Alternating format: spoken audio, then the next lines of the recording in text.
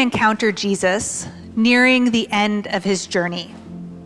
Jesus is making his way to Jerusalem for the last time, and he is aware that the path that he is following will lead to his death.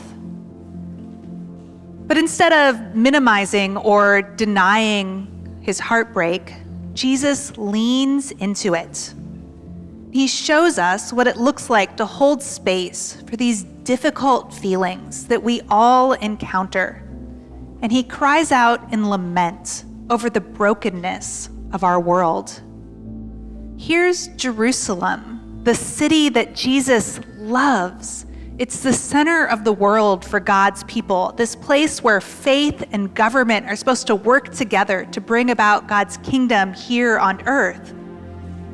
And Jerusalem, instead of being the one to welcome and celebrate Jesus, is the one that chooses to nail him to the cross.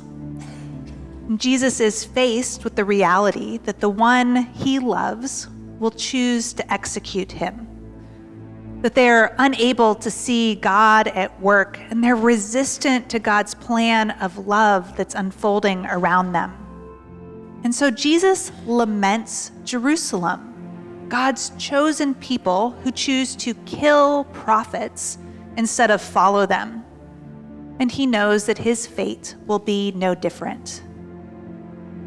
And yet, even in the midst of his heartbreak and disappointment, Jesus responds with compassion and models for us what it looks like to hold the tension between how things are and how things ought to be.